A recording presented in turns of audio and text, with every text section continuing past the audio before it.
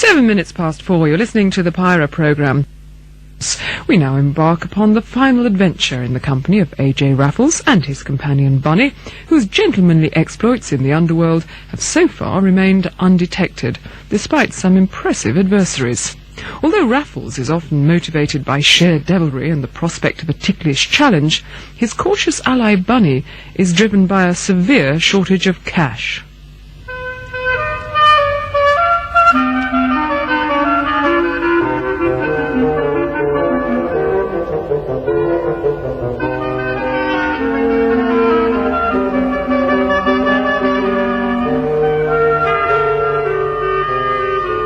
When the King of the Cannibal Islands made faces at Queen Victoria, and a European monarch set the cables tingling with his congratulations on the exploit, the indignation in England was not less than a surprise.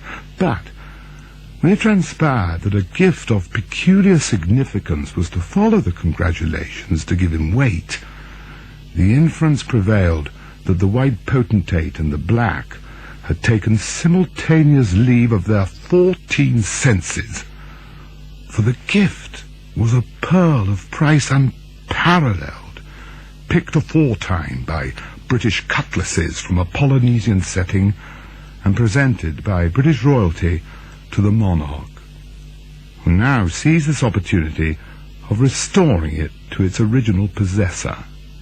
The incident was a godsend to the press. Leaders, letters, large headlines, leaded type. I was myself driving a poor but not dishonest quill at the time, and the topic of the hour goaded me into a satiric verse which obtained a better place than anything I had yet turned out. I had let my flat in town and taken inexpensive quarters at Thames Ditton on the plea of a disinterested passion for the river. "First-rate, old boy," said Raffles, who had come to see me there and was lying back in the boat while I sculled and steered. "I suppose they pay you pretty well for these, eh?" "Not a penny," I said. "I've got to be content with the honour of getting it in. The editor wrote to say so in so many words." "You don't mean to say you've written for payment before?" It was the last thing I had intended to admit, but I had done so. I told him I had written for money because I really needed it. If he must know, I was cursedly hard up. Raffles nodded as if he knew. He took up the paper he had dropped, and I sculled the length of the old red wall of Hampton Court before he spoke again. "And they gave you nothing for these, my dear Bunny, they're capital. And you've taught me more about the subject than I knew before. But is it really worth £50,000? A single pearl? 100, I believe. But that wouldn't scan."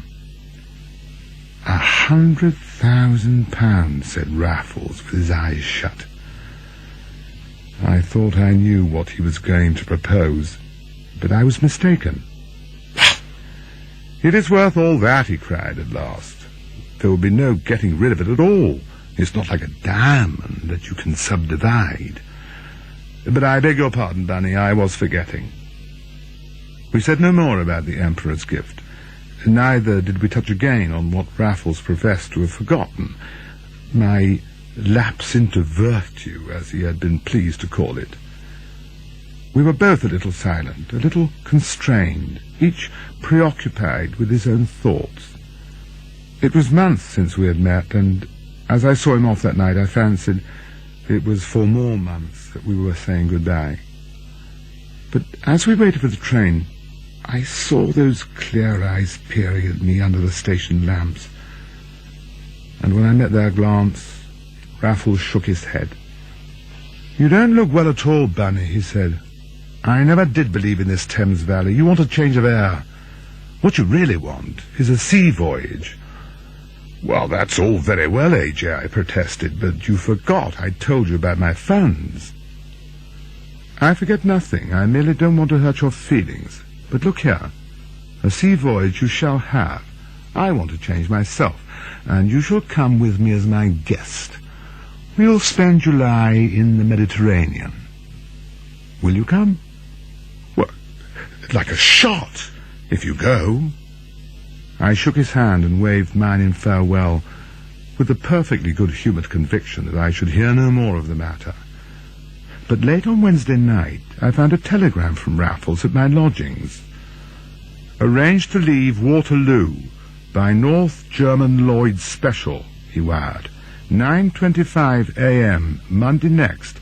Will meet you Southampton with tickets." Imagine my excitement and delight. I remember I broke into my last sovereign to buy a box of Sullivan cigarettes for Raffles to smoke on the journey. But my heart was as light as my purse on the Monday morning, the fairest morning of an unfair summer, when the special whirled me through the sunshine to the sea. A tender waited for us at Southampton. Raffles was not on board, nor did I really look for him till we reached the liner's side. And then I looked in vain. His face was not among the many that fringed the rail. His hand was not one of the few that waved to friends. I climbed aboard in sudden heaviness. I had no ticket, nor the money to pay for one. I did not even know the number of my room. My heart was in my mouth as I waylaid a steward and asked him if a Mr. Raffles was on board. Thank heaven he was. But where? There was no sign of him on the promenade deck, none below in the saloon. Despite the graven prohibition, I tried the bridge as a last resort. And there indeed was A.J. Raffles, seated on a skylight and leaning over one of the officers' long chairs, in which reclined a girl in a white drill coat and skirt, a slip of a girl, with a pale skin, dark hair, and rather remarkable eyes. So much I noted as he rose and quickly turned, and thereupon I could think of nothing but the swift grimace which preceded a start of well-feigned astonishment. "Why, Bunny," he cried, "where have you sprung from?" I stammered something as he pinched my hand. "And are you coming on this ship, and to Naples too? Well, upon my word. Miss Werner, may I introduce him?" And so he did, without a blush, describing me as an old schoolfellow. I felt myself blushing for us both. "So you saw my name in the list of passengers and came in search of me," he went on. "Good old Bunny! I say, though, I wish you'd share my cabin. I've got a beauty on the promenade deck, but they wouldn't promise to keep me by myself. We ought to see it before they shove in some alien. In any case, we shall have to get out of this." For even while we had been speaking, the pilot had taken possession of the bridge, and as we descended, the tender left us with flying handkerchiefs and shrill goodbyes, and as we bowed to Miss Werner on the promenade deck, there came a deep, slow throbbing underfoot, and our voyage had begun. It did not begin pleasantly between Raffles and me. On deck he had overborne my stubborn perplexity by dint of a forced, though forceful joviality. But in his cabin, the gloves were off. "You idiot," he snarled. "You've given me away again." "Now, how have I given you away?" I ignored the separate insult in his last word. "How? I should have thought any clod could see that I meant us to meet by chance." "Well, you should have let me know," I said. "How was I to know you had anything on? You lay your plans and never say a word, and expect me to tumble to them by light of nature." I had turned the tables with some effect. Raffles almost hung his head. "The fact is, Bunny, I didn't mean you to know. You have grown into such a pious rabbit in your old age." My nickname and his tone went far to mollify me. "Actually, I did mean to wait in my room while you boarded and get you as you went past, but, You were better engaged," I interrupted. "Well, say otherwise." "The charming Miss Werner?" I inquired. "Yes, she is quite charming." "Money?" I asked. "Confound you," he said, and though he was laughing, I thought it was a point at which the subject might be changed. "Well," I said, "it wasn't for Miss Werner you wanted us to play strangers, was it? You have some deeper game than that, eh?" "I suppose I have," he confessed. confessed. Raffles treated me to the old cautious scrutiny that I knew so well. The very familiarity of it after all these months set me smiling in a way that might have reassured him. But dimly, already, I had divined his enterprise. "It won't send you off on the pilot's boat, Bunny." "Not quite," I said. "Then you remember the pearl you wrote the verse about?" I did not wait for him to finish the sentence. "You've got it!" I cried, face on fire. Raffles seemed taken aback. "Not yet. But I mean to have it before we get to Naples." "Well, is it on board, then?" "Yes. A little German officer has it. A whippersnapper with a perpendicular moustache. Herr Captain Wilhelm von Hüben. He's a special envoy of the Emperor, and he's taking the pearl out with him. I am ashamed to tell you, Bunny, that I went to Berlin on purpose to find this out." I burst out laughing. "You needn't be ashamed. You are doing the very thing I was rather hoping you were going to propose the other day on the river." "You were hoping it," said Raffles, with his eyes wide open. "Yes," I answered. "I was quite keen on the idea, but I wasn't going to propose it myself. So, now, how do we go about it? Is this what's-his-name, a formidable cuss?" "More so than he looks, and he has the cheek of the devil," said Raffles. As he spoke, a white drill skirt fluttered past the open stateroom door, and I caught a glimpse of an upturned moustache beyond. "But is he the chap we have to deal with? Won't the pearl be in the purser's keeping?" Raffles stood at the door, frowning upon the Solent, but for an instant he turned to me with a sniff. "My good fellow, do you suppose the whole ship's company knows there's a gem like that aboard? You said it was worth £100,000 in Berlin. They say it's priceless. I doubt if the skipper himself knows that von Hüben has it on him." "Then we only have to deal with him," I mused. He answered me without a word. Something white was fluttering past once more, and Raffles, stepping forth, made the promenade 3. I hated the voyage. It was no fault of anybody concerned with the ship. It was no fault of the weather, which was monotonously ideal. Not even in my own heart did the reason reside.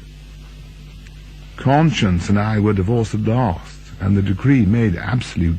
No, it was Raffles himself who prevented my enjoyment, but not Raffles alone. It was Raffles and that colonial minx on her way home from school. They were always together. It was too absurd. After breakfast they would begin and go on until 11 or 12 at night. There was no intervening hour in which you might not hear a nasal laugh or his quiet voice talking soft nonsense in her ear.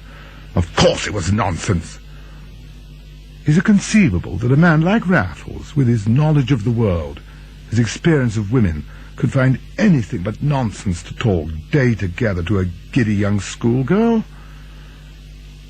I would not be unfair for the world. I think I have admitted that the young person had points. Her eyes, I suppose, were really fine, and certainly the shape of the little brown face was charming, so far as mere contour can charm. I admit also more audacity than I cared about, with enviable health, mettle, and vitality. It is a mean thing to have to confess, but there must have been something not unlike jealousy rankling within me. Jealousy there was in another quarter. Crude, rampant, undignified jealousy. Captain von Hüben would twirl his moustache into twin spires, shoot his white cuffs over his rings, and stared at me insolently through his rimless eyeglasses. We ought to have consoled each other, but we never exchanged a syllable. It was not as if Van Hüben never had his innings. Raffles let him go into bat with Miss Werner several times a day, for the malicious pleasure of bowling him out as he was getting set. Those were his words when I taxed him with the obnoxious conduct towards the German. I asked him if it was wise to behave thus towards the man we had to diddle. The wisest thing I ever did. To have chummed up with him would have been fatal. The common dodge, he said.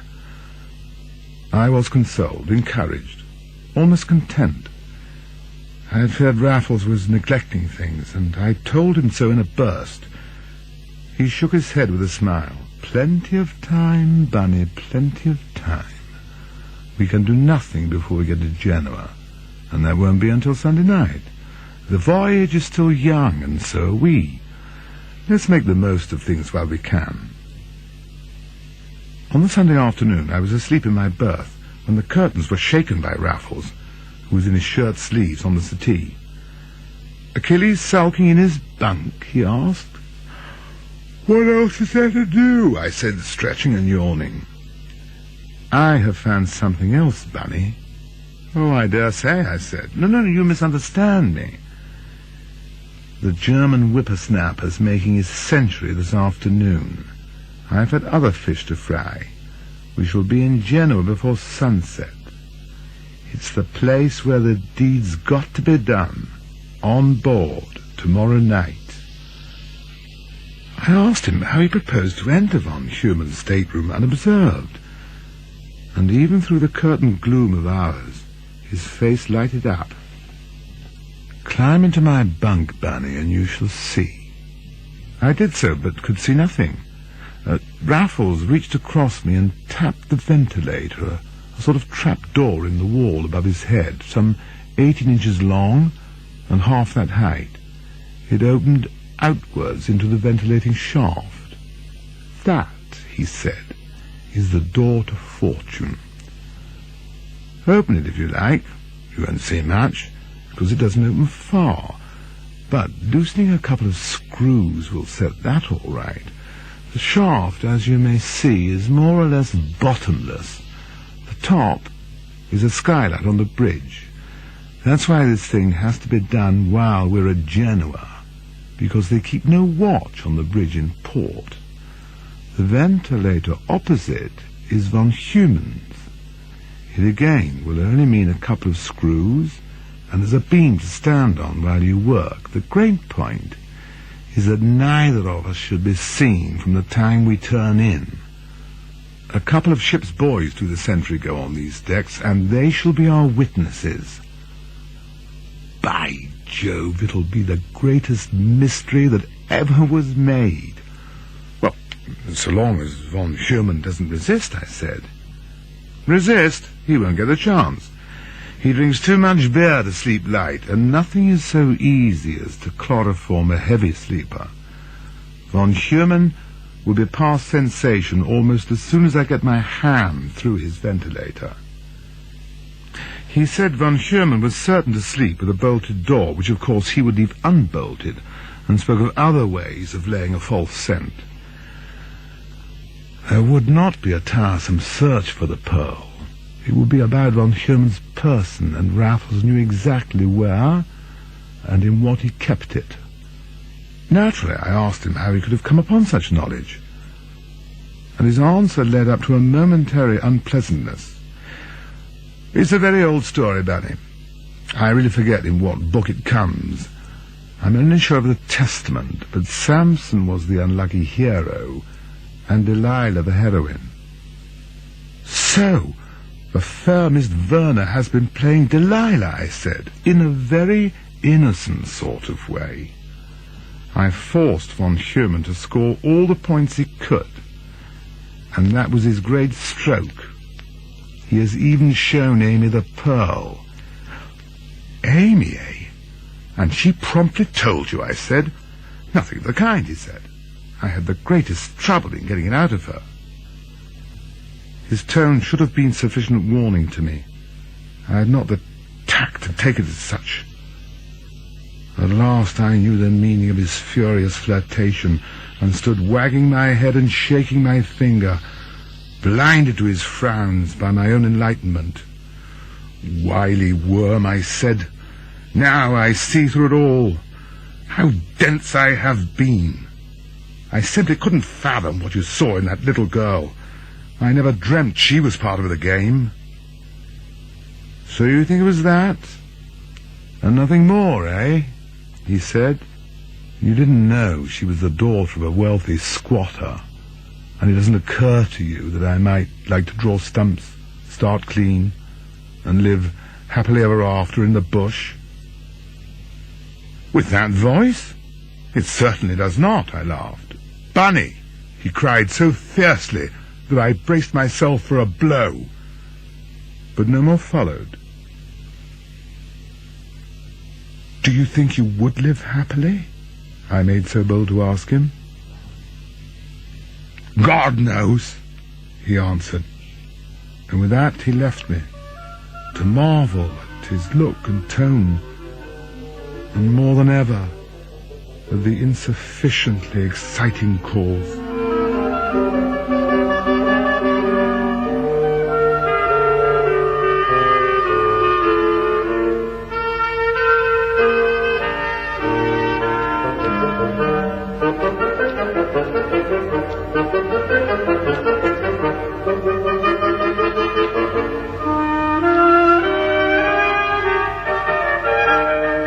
You are listening to Robert Stevens reading A.J. Raffles' story, and the last episode is tomorrow after the news and sport on LBC.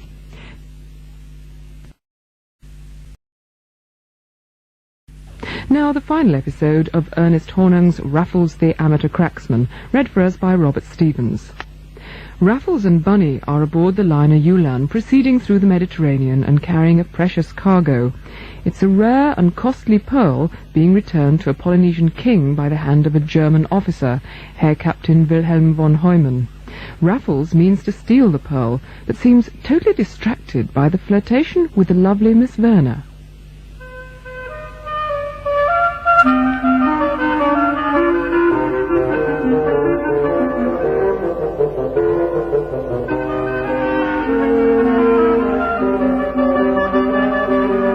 Of all the mere feats of cracksmanship which I have ever seen Raffles perform, at once the most delicate, the most difficult, was that which he accomplished between 1 and 2 o'clock on Tuesday morning aboard the North German liner Ulan, lying at anchor in Genoa harbour.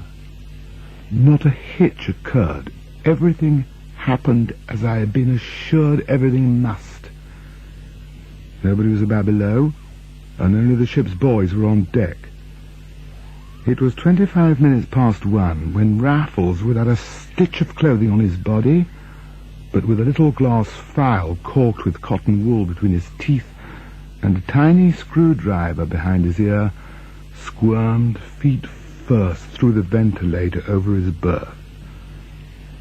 It was 19 minutes to 2 when he returned, head first, with the phial still between his teeth and the cotton wool rammed home to still the rattling of that which lay like a great grey beam within. He had taken screws out and put them in again. He had unfastened von Schumann's ventilator and had left it fast as he found it, fast as he instantly proceeded to make his own.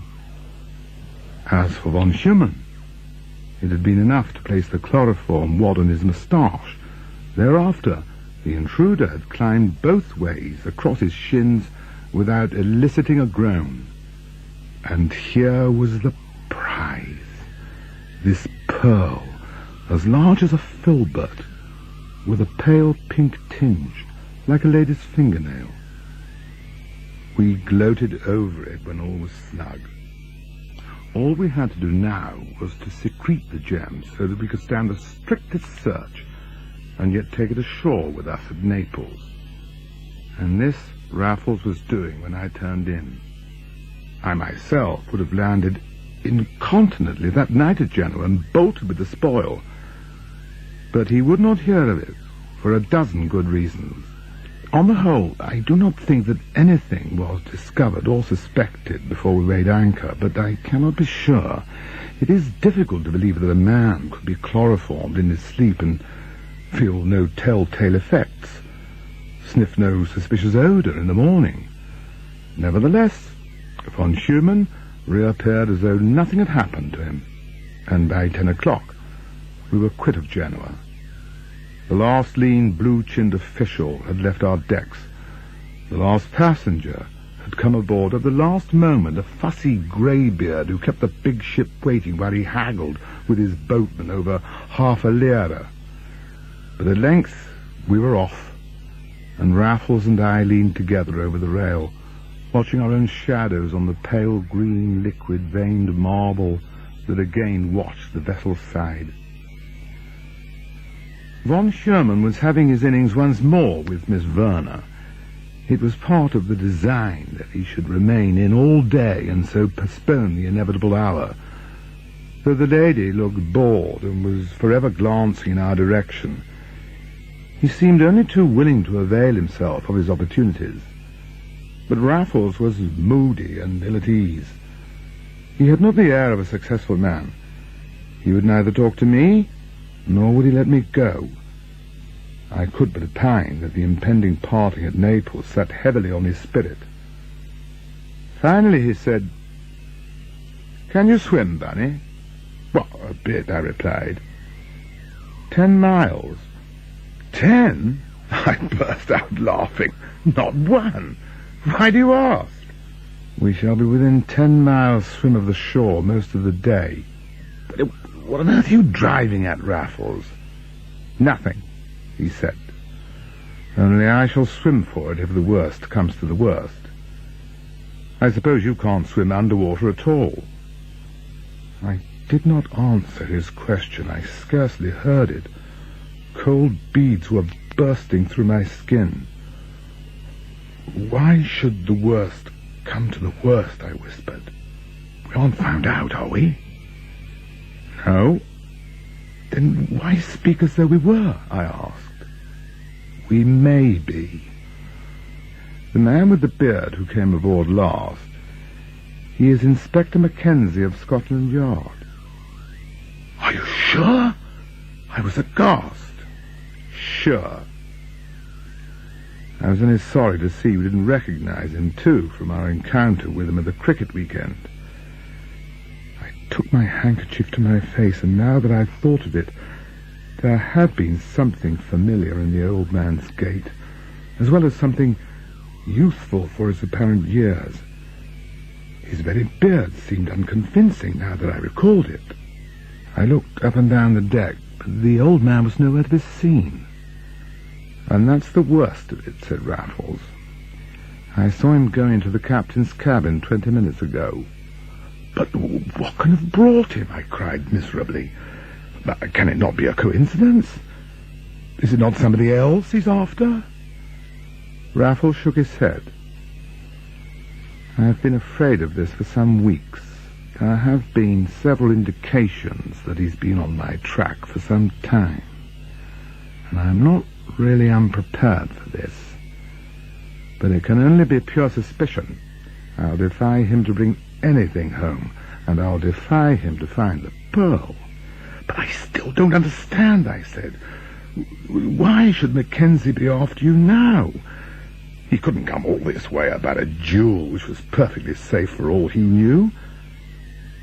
"I expect he found out I'd gone abroad and looked for a motive," said Raffles. "He found out about von Schumann and his mission, and there was his motive cut and dried. And now there's a skipper beckoning the German whippersnapper to his cabin. The fat will be in the fire in 5 minutes." Yet there was no conflagration, no fuss. Instead there was a portentous peace, and it was clear to me that Raffles was not a little disturbed at the falsification of all his predictions. There was something sinister in the silence under such a loss, and the silence was sustained for hours, during which Mackenzie never reappeared. But he was abroad in the lunch hour. He was in our cabin. I had left my book in Raffles' berth, and in taking her after lunch I touched the quilt. It was warm from the recent pressure of flesh and blood, and on an instinct I sprang to the ventilator. As I opened it, the ventilator opposite was closed with a snap. I waylaid Raffles, who merely said, "All right. Let him find the pearl." He turned on his heels, and at subsequent intervals I saw him making the most of the last afternoon with the inevitable Miss Werner. I remember that she looked both cool and smart in quite a simple affair of brown holland, which toned well with her complexion, and was cleverly relieved with touches of scarlet. I quite admired her that afternoon, for her eyes were really very good, and so were her teeth. Yet I had never admired her more directly in my own despite, for I passed them again and again in order to get a word with Raffles and to tell him I knew there was danger in the wind, but he would not so much as catch my eye. So at last I gave up, and I saw him next in the captain's cabin. They had summoned him first. He had gone in smiling, and smiling I found him when they summoned me. Mackenzie sat on the settee, his beard in front of him on the polished table. A revolver lay in front of the captain, and when I entered, the chief officer who had summoned me shut the door and put his back to it. Von Human completed the party. Raffles greeted me. "This is a great joke," he cried. "You remember the pearl you were so keen about, Bunny, the Emperor's pearl? It seems it was entrusted to our little friend here, and the poor little chap's gone and lost it. Ergo, as we're Britishers, they think we've got it." "But I know you have," said Mackenzie. "You will recognize that loyal and patriotic voice," said Raffles. "What? 'Tis our old acquaintance, Mackenzie of Scotland Yard." "That is enough," cried the captain. "Have you submit to be searched, or do we force you?"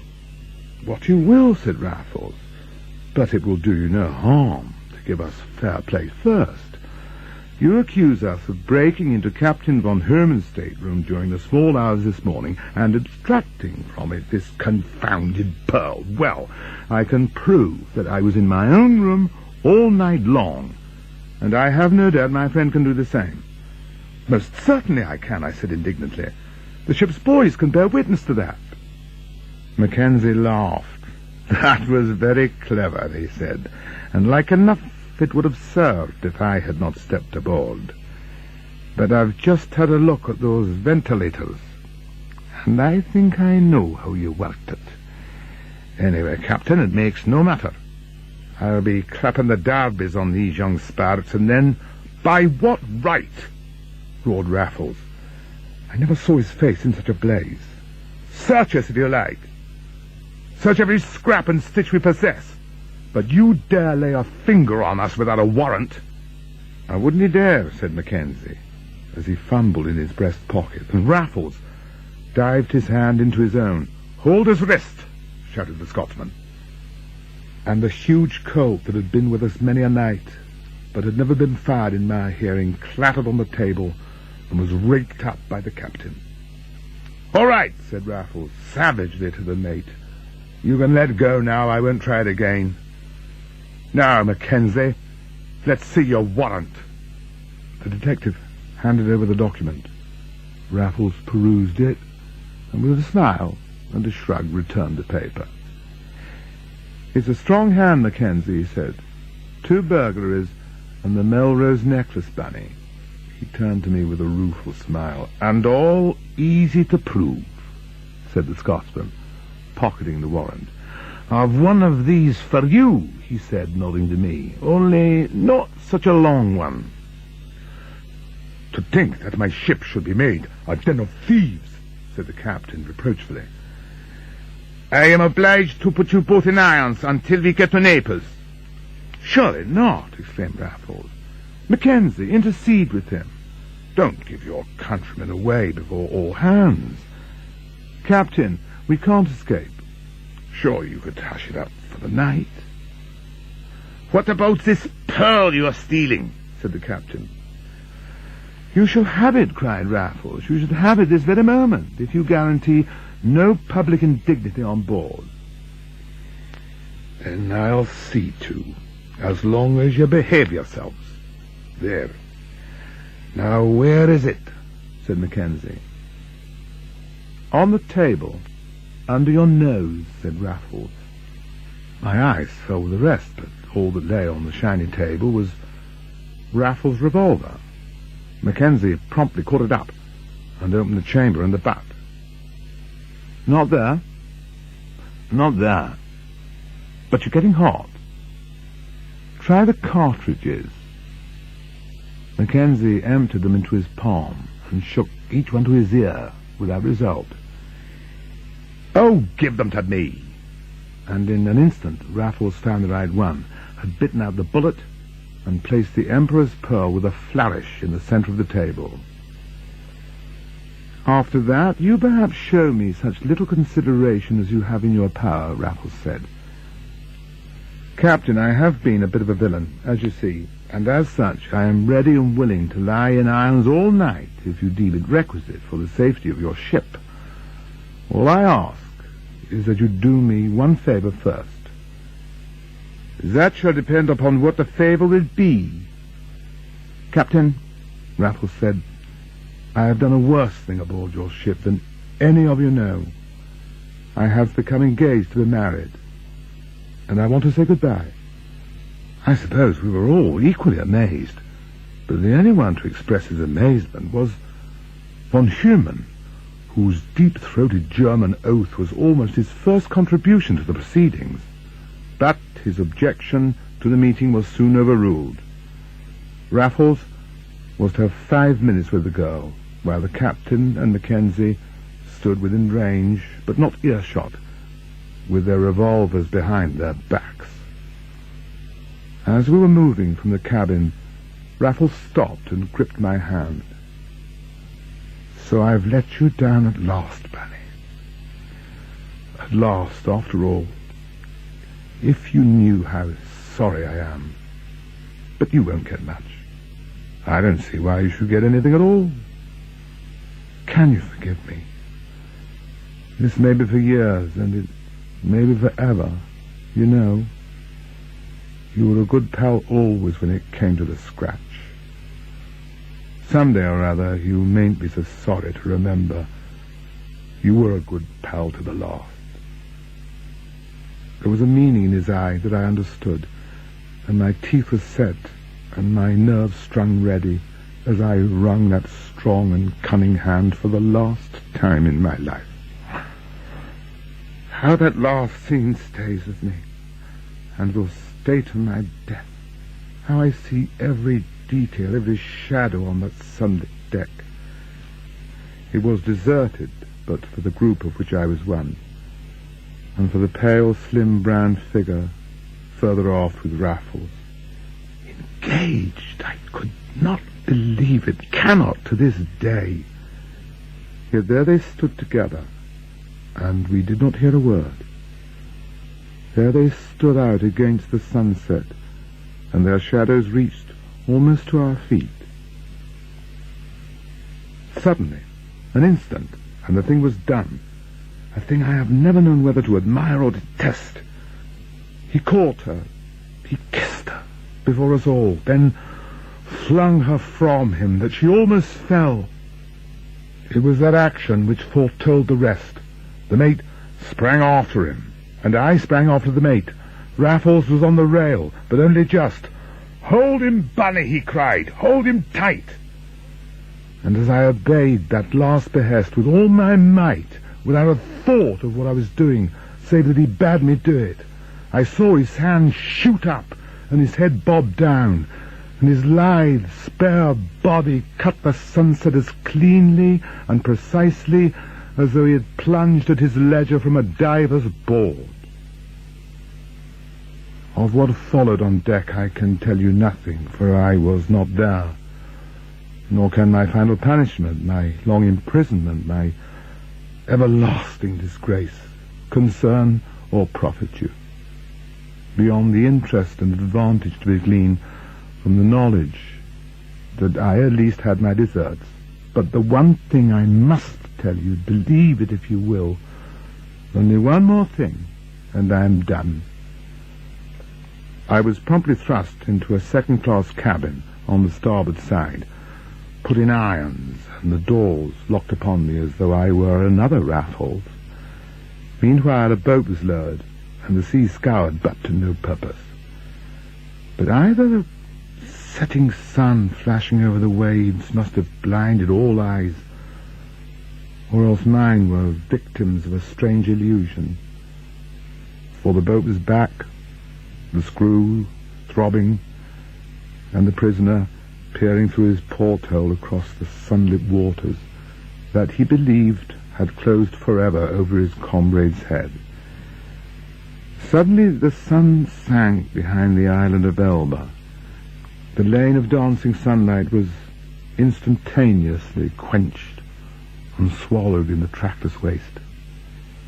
And in the middle distance, already miles astern, either my sight deceived me, or a black speck bobbed among the grey.